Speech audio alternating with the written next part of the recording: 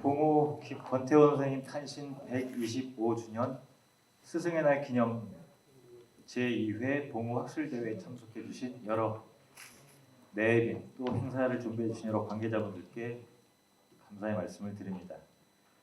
저는 오늘 이 대회의 사회를 맡은 숭실대학교의 김시천이라고 합니다. 처음에 제가 학술대회 행사라고 이제 얘기를 들었었는데 보니까 스승의 날 행사도 있고 행사가 다채롭더라고요. 그래서 진행이 매끄럽지 않더라도 양해해 주시길 먼저 말씀드리고요.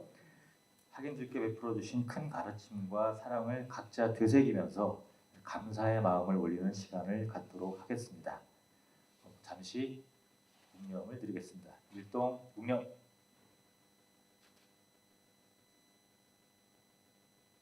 스승의 날 기념 제2회 봉호 학술대회를 시작하도록 하겠습니다. 자, 오늘 행사는 연정원에서 주관하는 두 번째 학술 행사고요. 먼저 성태용 이사장님의 기조 강연, 그리고 봉호 학술상 수상자 논문의 발표가 이어지고요. 그리고 이어서 이제 기조 논문 발표와 종합 토론으로 행사가 이어질 예정입니다. 자, 오늘 이 학술대회를 통해서 봉호 사상의 올바른 이해와 계승이라고 하는 여러 속과물들이 발표가 될 텐데요. 함께 많은 기대를 갖고 들어보도록 하겠습니다. 학에 대한 맹세.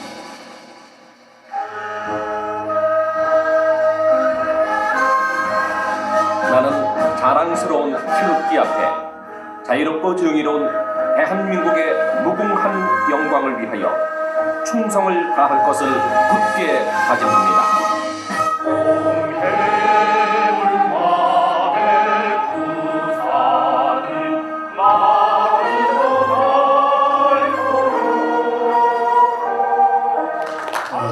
요번이 제2회 학술대회인데 작년 학술대회하고는 규모가 다른 진정한 학술대회라는 이름을 붙이기로는 처음이라고도 할 수 있겠습니다. 봉호 선생님 탄신 125주년 스승의 날을 기념하면서 이런 행사를 맡게 되니까 정말 제가 더 가슴이 뛰는 것 같습니다. 올해는 특히 우리 한국단학회 연정원이 있게 된 그 뿌리라고 할 수 있는 봉호 선생님의 어떤 사상을 어떻게 올바로 계승하고 발전시키느냐 하는 주제로 학술대회를 갖게 되어서 정말 더욱 큰 의미를 가지게 되었습니다. 이번 학술대회는 몇 가지 작년과 다른 특이한 어떤 그리고 발전적인 변모가 있습니다. 첫 번째로는 이 봉호 사상을 계승하고 이어간다는 의미에서 그 학자들의 논문을 공모했습니다. 봉호 학술상을 그래서 1회 학술상을 수상하게 되었죠. 시상하게 되었죠. 그리고 이번에는 학술대회 단지 선정작 시상에 그치지 않고 또 특별한 인연이 있습니다. 인천대 김윤경 교수님이 인연의 중심이 되셨습니다. 김윤경 교수님 그리고 원광대 조성환 교수님이 전문학자로서 발표에 참여해 주실 겁니다. 사회는 또 사회의 달인이라고 소문났더군요. 김시천 교수님이 맡아주셨습니다. 어색하다고 하셨지만 아주 정말 매끄럽게 해주실 것 같습니다. 정말로 여러분께서는 이 동양철학의 연구, 특히 어떤 선도소설이 아니라 선도의 연구에 아주 주의가 깊으신 분입니다. 그리고 몇 분들 이 밖에도 봉호 학술상에 응모해 주신 귀한 논문들이 있습니다. 저도 읽어보고서 참으로 애를 쓰신 그런 작품들이 있는데 전부 시상을 못해 드리는 것이 아까울 정도의 귀한 논문들이었습니다. 기회가 되면 그분들의 논문도 좀 빛내드릴 수 있는 길이 있었으면 좋겠다는 생각을 하고 있습니다. 정말로 봉호 사상을 어떻게 계승하느냐, 한국단학회 연정원이 가진 큰 짐입니다. 봉호 어르신이 평생에 꿈꿔오셨던 세상, 그리고 가장 큰 일, 그 조직법, 이것이 우리 모든 국민들의 필수적인 어떤 수양 방법이 되었으면 좋겠다라는 그분의 꿈이 펼쳐져서 우리 국민들의 어떤 정신과 어떤 육체, 이것을 단련하고 고양시키는 데 큰 힘이 되는 그런 날이 오기를 기다립니다. 125주년 기념학술대회 두 번째 갖게 되는 것을 진심으로 축하하게 됩니다. 이 자리에는 대부분 공명이나 노장을 논하고 동양 철학을 강의하고 연구하신 분들이 모신 것 같은데 제가 이 자리에서 축사를 드린다는 것이 좀 외람되지 않느냐는 생각으로 성태훈 교수님한테 제가 사양을 했습니다마는 결국에 성태훈 교수님과 저와의 인연 때문에 이 자리에 서게 되었습니다. 오늘 봉호 선생님 탄신 125주년 스승의 날 기념 제2회 봉호 학술대회에서 여러분들을 만나 뵙고 수사까지 하게 되어 영광스럽고 무척 기쁜 마음입니다. 예, 봉우 권태훈 스승님의 탄신 125주년을 맞은 스승의 날에 스승님께 바칩니다. 헌시 어둠을 뚫고 탄생의 일성으로 온 세상을 깨우셨네. 대황조 이래 1만 년 면면이 이어온 민족의 정신을 이으시고 백두산족 혼을 일깨워 잃어버린 뿌리를 되찾으셨도다. 기도 강연이라고 하기보다는 봉우 선생님을 기리는 이 행사의 의미, 그리고 우리 단학회 연정원이 앞으로 어떻게 나갈 것인가, 봉우 선생님의 어떤 그 계승을 어떤 시각에서 어떻게 할 것인가에 대한 원론적인 얘기를 제가 쭉 한번 해보도록 하겠습니다. 지금 여러분께서 말씀하셨지만 봉우 선생님이 오신 것은 정말 일대의 저는 사건이라고 생각합니다. 보통 그 기원이라는 말을 쓰지요. 불기라는 것도 있고 서기도 있고 대개 어떤 새로운 왕조가 들어서면 연호가 바뀝니다. 근데 저는 봉우 권태훈 그 어르신이 오셔서 이 사회의 어떤 새로운 어떤 분위기를 진작시킨 것은 새로운 기원을 이루었다라는 생각을 하고 있습니다. 그 이전까지 분위기와 봉우 선생님의 어떤 그 선도설 단이라는 소설이 나온 그 뒤의 분위기는 완전히 저는 다르다고 생각합니다. 수상 논문 인성교육 활용을 위한 봉우 권태훈 조식 수양론 연구. 위 논문은 제2회 봉우 학술대회에서 실시한 봉우 학술상 현상 공모에서 우수 논문으로 선정되었기에 이 상을 수여합니다. 조식 호흡이 뇌 기능 활성화 및 심리적 지표에 미치는 영향.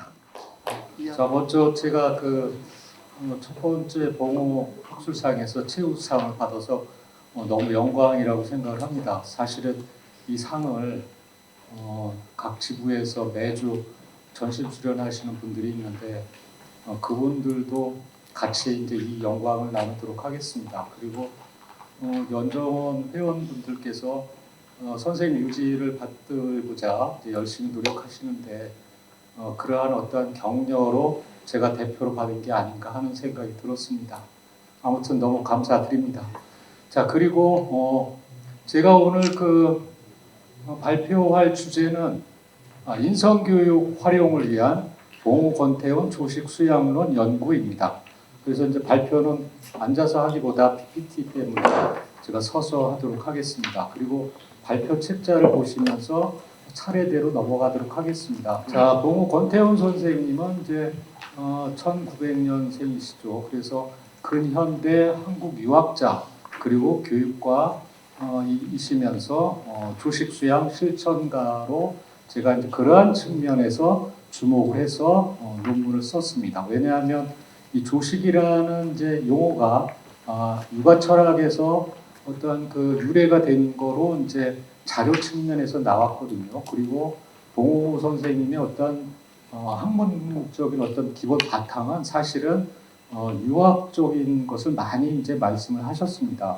물론 이제 도교 쪽이나 도가 쪽이나 불교 쪽도 이제 말씀을 하셨는데 제가 주목한 부분은 바로 이제 유학자 측면에서 그것도 근현대 유학자 측면에서 제가 주목을 해서 논문을 썼습니다. 이러한 이제 봉우 선생님의 조식 수양론은 한국 유학 사상에서 마음 집중, 또 마음 수련의 조식 수양법을 계승하고 있다. 이런 측면에서 큰 의의를 지닌다고 생각을 합니다. 그리고 오늘날 교육부에서 인성교육법으로 이제 인성교육과정 마음 수양 방법으로 아주 적합하다 하는 것을 이제 제가 주목을 해서 논문을 썼습니다. 자, 연구 목적은 보면 먼저 봉우 선생님의 조식 수양론의 인성교육 활용의 적합성을 먼저 밝히고자 했습니다. 그래서 이러한 어떤 그 외국에서도 이제 특히 미국이나 서양 유럽에서도 오래전부터 정신 수양의 명상법에 대해서 교육에도 큰 영향을 미치고 있다라고 자료에서 제시를 하고 있습니다. 이것이 언제 나온 자료냐면 바로 1998년도에 그 자료가 이제 드러나고 있습니다. 벌써 한 27, 8년 전이죠. 우리나라는 지금 너무 늦었습니다. 그렇지만 우리나라에서도 이 한국 사회 단체, 그러니까 여러분들 잘 아실 겁니다. 뭐 LG나 삼성이나 이런 큰 기업에서는 대부분 마음 수양론의 직원들을 이제 교육을 시키고 있습니다. 그것뿐만 아니라 교육 현장에서도 우리나라 중고등학교에서도 명상 수업을 가르치고 있습니다. 그것이 그런 점에서 이것이 우리 이제 그 봉우 선생님의 연정 조식법이 하루빨리 어떠한 사회에 공인된 조식 수양론으로 정립이 돼야 되겠다 하는 생각이 들었습니다. 그래서 외래 명상법은 그 사람들의 외국 사람들의 오래된 공동체 삶의 양식으로부터 비롯된 것이라 그 사유 체계는 다르다고 생각을 합니다. 그래서 사고나 발상 자체가 달라서 우리 동해안에 특히 한국의 젊은이들에게는 고유의 전통 정신 수양 방법이 훨씬 더 보다 적합하다는 생각을 했습니다. 자, 그래서 이제 인성교육 제가 말씀을 드렸는데 이것이 교육부에서 이제 고시를 하고 있습니다. 그래서 2021년도에서 2022년도에 중고등학교에서 시행을 해라. 그래서 스스로 깨닫는 마음빼기 명상교실이라는 교육 과정을 교육부에서 고시를 하고 있습니다. 그래서 일선에서 지금 현재 교직에 계시는 분들은 아마 이 조식 수양법이나 명상법을 지금 교육을 시키고 있을 겁니다. 그래서 이러한 것이 가장 시급하지 않겠느냐, 이제 저는 그 생각을 합니다. 마침 작년에 5월달에 SBS에서 내 마음 사용 설명서라고 하는 데서 이제 방송을 내보내줬습니다. 거기에서 보면 서울의 중동고등학교, 부산의 건국중학교에서 명상 수련을 하고 있는 것을 보여주고 있습니다. 다소 학술 분위기가 있어서 좀 딱딱한 면도 있는데 저는 봉우쌤 문화여서 이렇게 같이 체험을 하고 수행을 했던 바라 오늘 우리 축제일입니다. 그래서 조금 더 이렇게 좀 편안한 자세로 학술 발표보다 데이터는 여러분한테 자료로 다 드렸으니까 그간에 있었던 이야기나 전체적인 맥락에 더 초점을 맞춰서 설명을 드릴까 합니다. 먼저 저는 뇌 기능이 조식 호흡이 뇌 기능 활성화에 미치는 영향에 대해서 이렇게 관심을 많이 가집니다. 뇌가 좋아야 된다 우리 이야기하는데 이 뇌가 좋아지는 가장 키 포인트가 뭐냐라고 역으로 들어가게 되니까 호흡이란 걸 배제할 수가 없었어요. 사실 젊은 시절에는 호흡이라는 게 마침 이 중국 무협지에 나오는 도가라고 해야 되나? 좀 이렇게 신선 사상에 가까워서 뭐 장풍이나 쓰고 축지나 하고 이런 쪽의 느낌들이 많았습니다.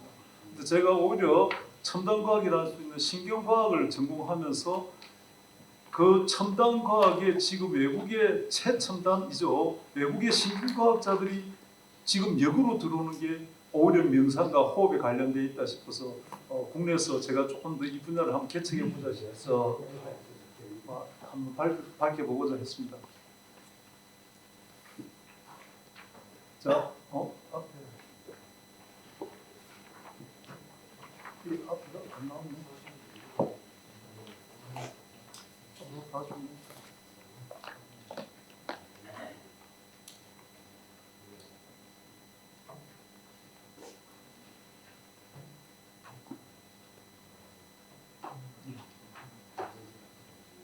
학대를 맞아 학대가 안 되니까.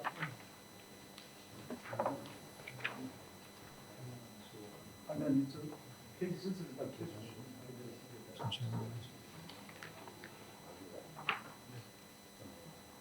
좀 잘 안 맞는 것 같습니다.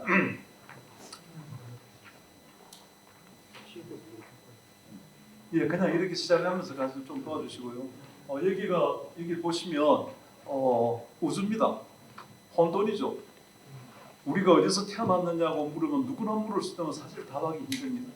어디서 태어난지는 모르지만 어디서 태어난 걸 모른다는 걸 무시할 수 없는 상태입니다. 그래서 우주 혼돈에서 다음 장 빅뱅이 일어나겠죠. 그 빅뱅도 우리가 과학적으로 또 이야기하기 힘듭니다. 어딘지 모르지만 우리가 한 포인트에 시작한다. 어찌 보면 우리 주제주라고 할 수 있는 하나님이라고 할 수 있는 그 시작된 점이 있겠죠. 예. 그런데 이 시작된 게 뭐냐니까 결국 우리가 의식 속에 들어오려면 세포에 연관이 되고 우주의 만물이 나와 연관되지 않는 세포와 연관되지 않는 의식이라는 게 사라져요. 그래서 이 세포 속에 그 하나가 전이되기 시작한다. 예. 예, 그러면 이게 뉴클리어라고 세포핵입니다. 세포에서 제일 작은 세포핵.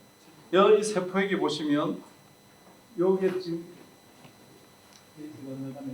이 작은 구멍들이 세포핵에서 호흡을 하는 거죠.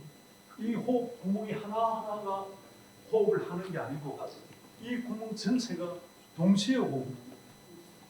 그래서 우리가 자꾸 이렇게 순차적 사고에 익숙해져 있다 보니까 순차적으로 한다라고 생각하는데 우리 몸은 소우주로서 동시에 하는 부분이 있더라.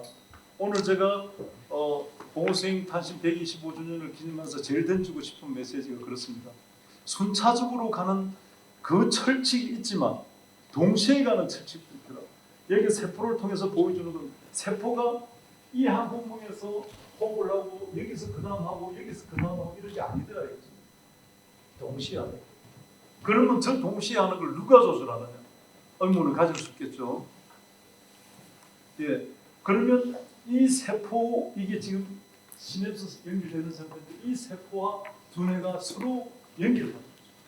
두뇌는 하도요 우주의 정보를 두뇌에서 재해석해가지고 연결해 나오는 거죠. 여기서 우리가 작은 신호들이 모이는 거겠죠. 이 신호가 모여서 의식이 되고 이 의식이 되어서 우리가 전달할 때 커뮤니케이션이 일어나는 거예요. 그런데 이 전체 의식이 어떻게 돌아가느냐? 각자의 스타일이 다릅니다. 각양각색 스타일이 다 다릅니다. 그래서 여기 지금 컬러를 해놨는데 내 신경의 색깔만큼이나 자기 기질이 다르죠. 어느 쪽에 더 많이 치중하느냐에 따라서 자기의 기질이 만들어집니다. 나의 기질이라는 것은 뭐냐니까 내가 생각하는 스타일, 내가 의식을 풀어가는 스타일, 내가 정보를 받아서 풀어가는 스타일에 의해서 나의 기질이 만들어진다라고 볼 수 있겠죠. 네, 저는 연정원 회원이기도 하고요. 그리고 어떻게 보면 백두산족에게 고함이라는 책을 통해서 한국 철학 또는 한국 사상의 정체성이라는 것은 무엇일까?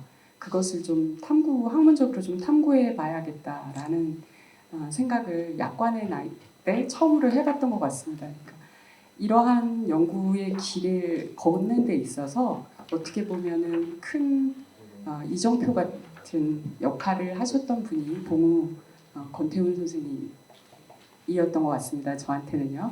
예, 그리고 이 논문은요. 지금 발표 시간이 저희가 그렇게 많이 주어지지 않아서 제가 간략하게 논문에 대한 얘기를 좀 이렇게 설명하는 형식으로 좀 진행을 좀 하려고 합니다. 저는 한 20분 정도만 진행을 하도록 하겠습니다. 우선 해당 논문은요. 연정 16법이라는 것을 우리 연정원 회원분들은 다 아실 텐데요. 이 연정 16법이 16개 법이잖아요. 그래서 앞에서 발표를 해주신 김창경 선생님께서는 이것이 요순의 신법 16자에서 온 게 아닌가 이런 말씀을 해주셨는데요. 제가 자료들을 쭉 보면서 보다 보니까 조선 후기 때 여러 내단 관련된 자료들이 있습니다. 예를 들자면 뭐 중명문이라든지 아니면 단학진함이라든지 아마 굉장히 생소하실 겁니다. 왜 그러냐면 이게 번역이 된 적이 없거든요. 그래서 그 정확하게 저자가 알려지지 않았던 여러 수련 서적들이 좀 꽤나 있거든요.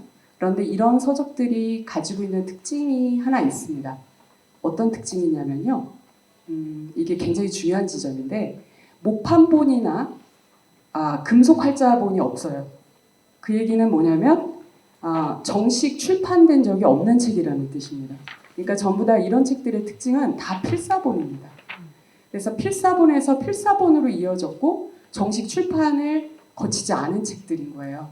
그러면 뭐 안동에 있는 한국유교진흥원이라든지 아니면 뭐 귀정각이라든지 장서각이라든지 우리나라의 그 유교 관련된 텍스트들을 보면 거의 목판본도 엄청 많거든요. 어떤 경우에는 10만 개가 넘어가고 그렇습니다.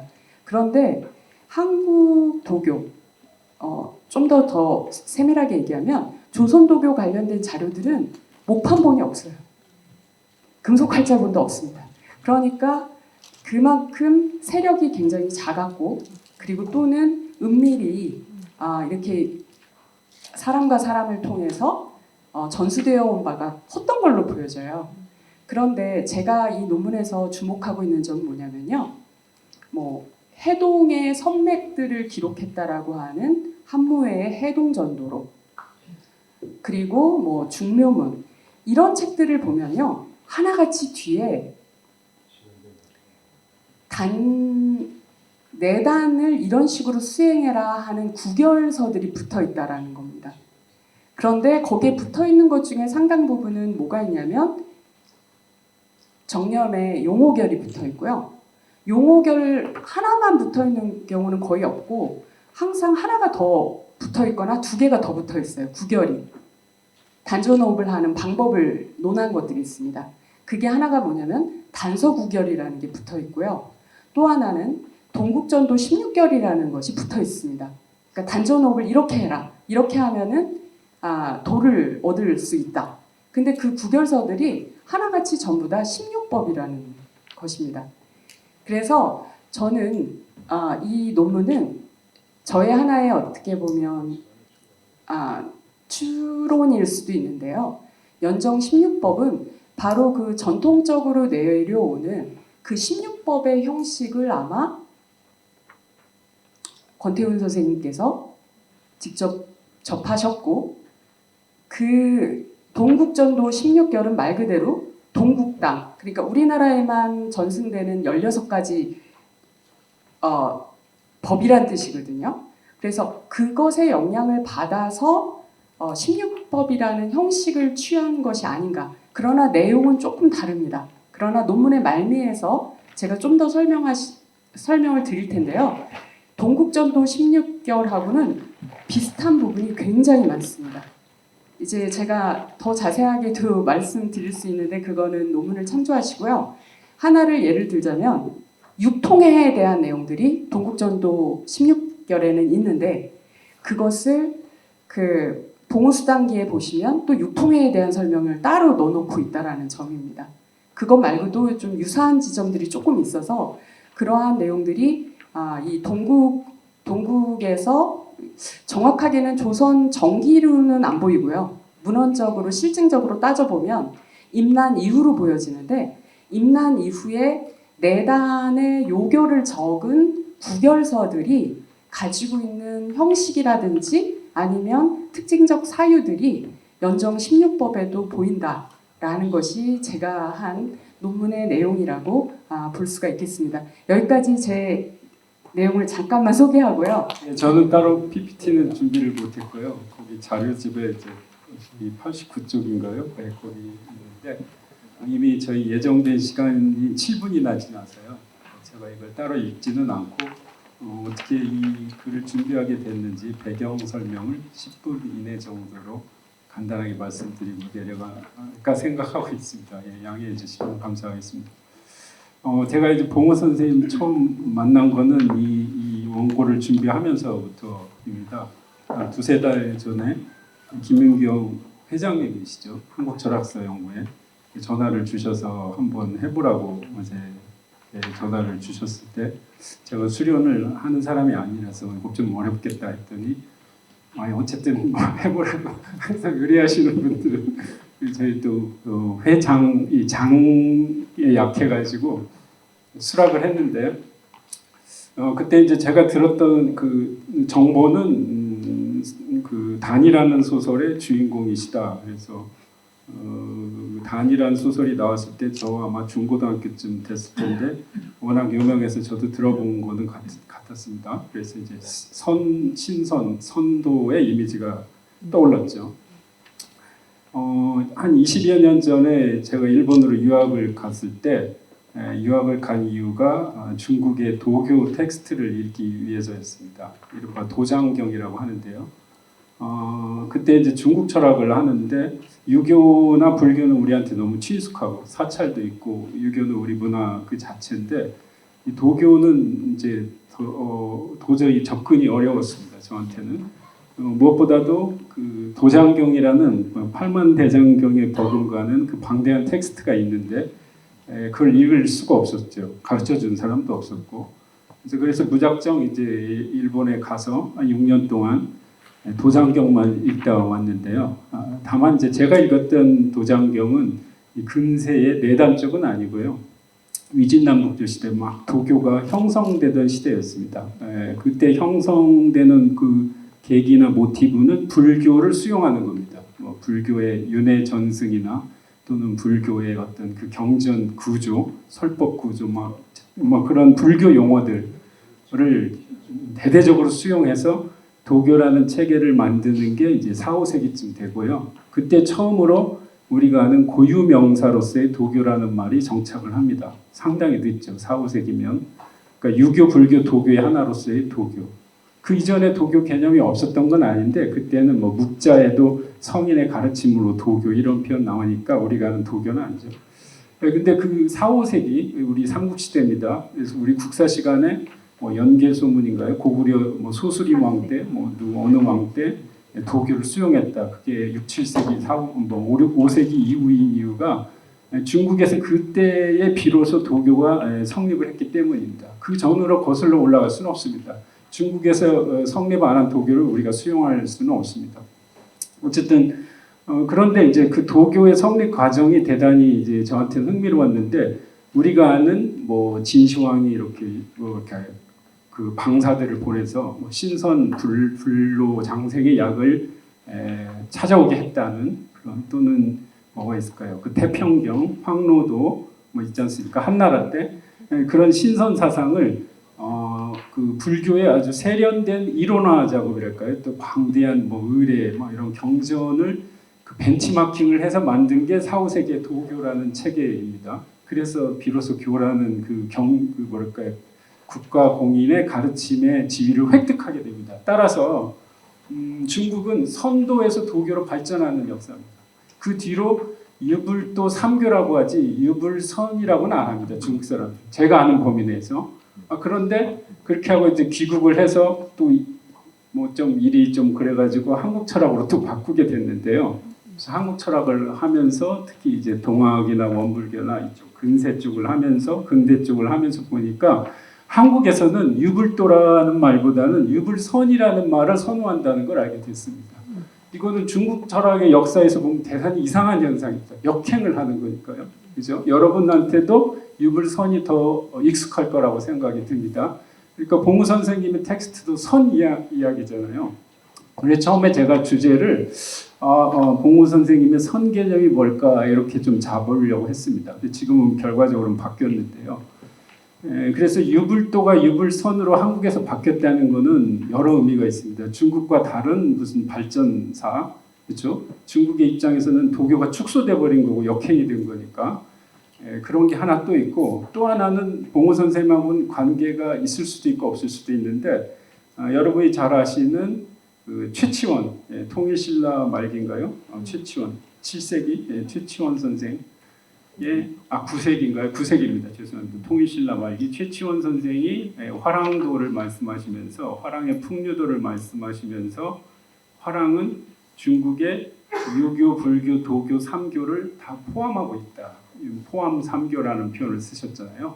저는 정말로 기분이 너무 좋았습니다.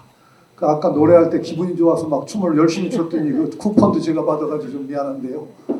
어쨌든 간에 굉장히 의미가 있는 것이 저는 이제 연정원 이사장을 원장을 맡고 이사장을 맡으면서 굉장히 좋으면서도 걱정스러웠던 점이 있습니다. 이 봉호 어르신이 정말로 대단한 어르신이다 보니까 이 회원들의 속에서는 거의 정말 뭐라고 할까요? 신까지는 아니라도 정말로 이렇게 높은 어른으로 그냥 받들어지는 그런 분위기예요. 그런데 그 분위기는 어떤 우리가 그것을 모태로 해서 정말 펼쳐나가는 데는 좋지만은 그 분위기 속에 들어앉아 있으면은 종교단체가 되기가 쉽습니다. 저는 어떤 종교단체화 하고 싶은 생각이 없습니다. 왜냐하면 여기는 모든 종교인들이 모이는 자리여야 된다고 저는 생각합니다. 제가 그 대종교, 종교적인 특성은 대종교 쪽에서 맡아주시기를 부탁드린 것도 그런 측면이 의미가 있습니다. 저희는 순수한 수련단체로 가야 되고 또 그리고 봉호 어르신의 꿈, 이 조식수양법이 모든 우리 한민족, 우리 민족의 전통적인 수양법으로 정착하는 그런 데로 가야 되는데 종교성을 띠게 되면은 그게 오히려 장애가 될 수가 있습니다. 그게 가능하면은 우리 회원들의 어떤 그 신심, 믿음 이것을 바탕으로 하되 이것을 좀 더 객관화된 틀에서 어떻게 펼쳐내느냐 이것이 성공이 되어야만 이게 일반화가 될 수 있는 기틀이 마련된다는 거죠. 예, 저도 객관화 이렇게 철학과에서 훈련을 받아서 객관화가 중요하다고 생각해서 성태우 이사장님 말씀에 공감하고요. 제가 처음에 이제 동학, 천도교, 원불교 이렇게 연구했을 때 이분들이 공통적으로 개벽이란 말을 쓰시고 있구나. 정신개벽, 물질개벽, 후청개벽, 인신개벽. 그래서 이 그룹들을 개벽파라고 명명해야 되겠다 이런 생각을 했습니다. 다시 한번 이번에 연정 16법이나 봉호수단기의 내용을 다루면서 중국과는 다른 한국 도교, 아니 한국 선도라고 얘기해도 좋겠습니다만 한국 선도의 20세기의 가장 중심에 봉호 선생님이 있지 않을까 생각을 하고요. 이를 사상적으로 좀 더 재구성해서 한국 도교 또는 한국 선도 또는 한국 철학의 정체성을 이야기하는데 그 내용을 심도 있게 좀 다뤄보고자. 신경생략을 하면서 느꼈던 게 호흡이 너무 직결되고 있다. 그래서 오히려 저는 또 봉호 선생님의 그 공부를 이렇게 같이 수행을 했던 사람으로서 PPT 제일 마지막 장에 넣고 싶은 게 선생님의 어투와 선생님의 그 기운으로서 호흡 공부하시오 이 말을 듣고 싶었습니다. 근데 학회다 보니까 호흡 공부하시오라고 듣기가 좀 그래서 조금 바꿨습니다. 근데 지금 이 신경과학으로 검토를 하면 할수록 이 호흡이 미치는 영향이 너무나 지대하게 나타나는 것입니다. 그래서 사실은 봉호 선생님 관련 논문이 이제 지금이 4번째인데 쓸 때마다 이제 처음에는 멋모르고 썼고 두 번째는 좀 알지 않느냐 했는데 이제 너무 오만이었죠. 그래서 세 번째는 겁이 났습니다. 왜냐하면 논문을 쓰다 보면 봉호 선생님께서 다 말씀을 해놓으셨어요. 근데 그거를 어떻게 마치듯이 퍼즐 조각 마치듯이 퍼즐 조각을 잘 갖다 맞춰야지 이게 완성된다고 생각을 하거든요. 오늘 교수님께서 K 철학이라고 하시는데 이 K 철학을 세계에 드러내려고 하면 누구도 공감할 수 있는 이런 포용성 있는 철학을 만들어내야 된다는 게 저 작은 생각입니다. 그래서 그거 과정에 좀 설명을 좀 부탁드리려고 감히 일어섰습니다. 감사합니다. 사실은 백두산족이라고 하는 것에 대해서 좀 정의가 불분명해서 작년에 발표까지 들었습니다. 그런데도 그 발표에서도 정확하게는 우리가 백두산족이라는 것을 정의를 제가 완전히 찾지는 못했는데 혹시 여기서 백두산족이라는 것에 대해서 정의를 해주실 분이 있을까요? 네, 그 정봉준 장군이 그 자기 휘하에 있는 그 동학 농민군에게 어떤 규율을 내리냐면은 함부로 살생하지 말라 이런 기회를 내리거든요. 그래서 제가 좀 깜짝 놀랐던 적이 있는 게 아니 저도 군대 갔다 왔지만 군인은 적의 목을 하나라도 많이 베는 게 저기 최고의 목적인데 함부로 죽이지 말라. 이게 한국인의 비폭력 평화사상의 극치라고 생각하는데 이 사람들은 그걸 도덕이란 말로 표현을 했고 그걸 봉호 선생님도 그대로 가지고 있다는 점에서 아까 김시청 교수님 지적해 주셨듯이 이거는 정말 한국 그 세계에 내놓을 만한 자랑할 만한 평화 정신이자 운동과 실천이라고 저는 자부할 수 있다고 생각합니다. 네, 어떻게 마음이 바뀌는가를 조금 과학적으로 같이 말씀을 해주시면 오늘 저희 최윤식 교수님은 그걸 과학적으로 설명을 하셔서 두 분이 같이 얘기를 하실 때 제가 들으면 아 이렇겠구나라는 생각을 할 수가 있었는데 만약에 따로 계신다고 그러면 그거를 좀 빨리 제가 캐치를 하기 어려울 것 같습니다. 그래서 앞으로 우리 김창룡 교수님께서는 그거를 조금 가미하시면 아주 훌륭한 교수님이 되실 것 같습니다. 앞으로 부탁드립니다. 헌법에 대한 것을 하면 조식 법 내지는 이제 학계에서는 이제 그걸 인정을 안 해요. 그래서 이것을 이제 술이라고 이제 아직까지는 이 유학계에서 이걸 인정도 하지 않고 있어요. 사실은 수양론으로서. 그래서 이제 제가 자꾸 수양론, 수비론, 조식 수양론 계속 이제 논문을 쓰는 이유도 이게 전통 유학 사상에 내려오는 수양론인데 이제 마음 수양론인데 이걸 학계에서는 아직 받아들이고 있질 못하는 거예요. 아까 자료에서 봤지만 서양 유럽에서는 97년도에 벌써 나왔는데 교육에 그래서 이게 시급하다고 하는 거고요. 그리고 이제 어떻게 마음이 변해가는 것인가 하는 것은 좀 더 이제 정치학 세밀하게 하면 아까 제가 강조했던 성의론에 속하는 거예요. 리더나 이 사람들이 더 비도덕적이고 더 문제가 많잖아요.